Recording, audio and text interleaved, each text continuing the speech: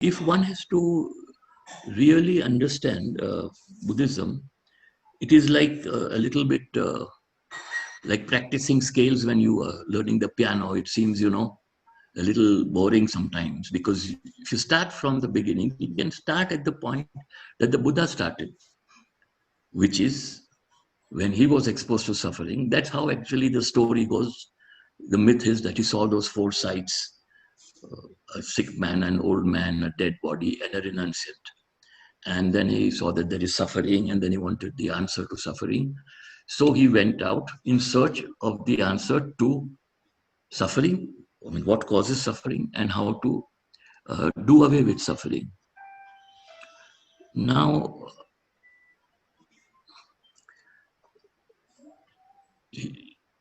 if we look now closely at this, you will find that you could just spend a whole lifetime just studying the Four Noble Truths, which is to say, putting them into practice and taking that view and living your life according to that, because everything is contained in that. So, compassion.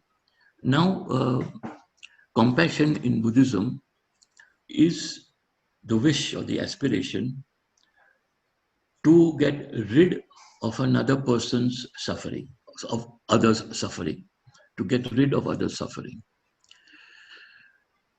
Very often, and in Buddhism, there is the other concept of Maitri, which is loving kindness.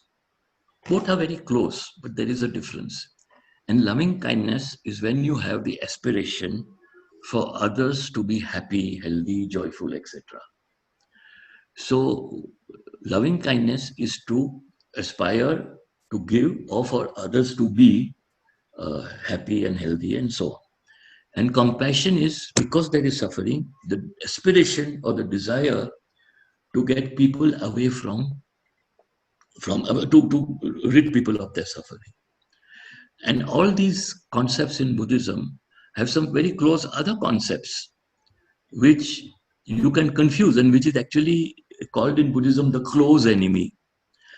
The real enemy, the opposite, the antidote, what antidote is not the right, but the opposite of compassion would be hatred or apathy or whatever.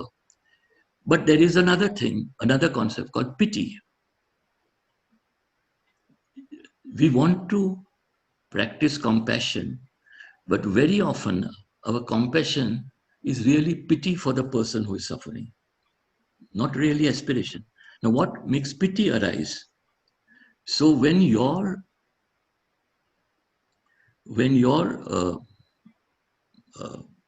what shall we say, aspiration, when your aspiration or your, we say, Buddha nature meets with the suffering of another person, compassion arises.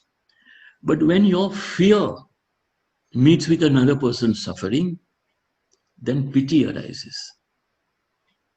So pity is not the same as compassion, because pity is something like, oh, there, but for the grace of God go I. You see a cripple on the road, I could be that person, but thank God, I have some good karma, something, God has saved me. I'm not like that. So yes, you are sad for that person. You realize how much that person is suffering, but the thing that arises you is fear, and that fear or anxiety about that is what you experience as pity and often confuse as compassion. And similarly, there are other, so to say, close enemies. So again, what happened when, what I said, that's a story, that's a myth about the Buddha seeing those four sights, because then you say, look, man, he's 29 years old.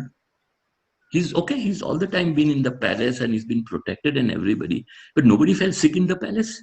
He never saw a sick person in the palace. Nobody died in the palace. He didn't see his own nanny or ayah growing older from the time he was born till, he became a teenager. Didn't he see age, old age? People, his own father would have been growing old as he was growing.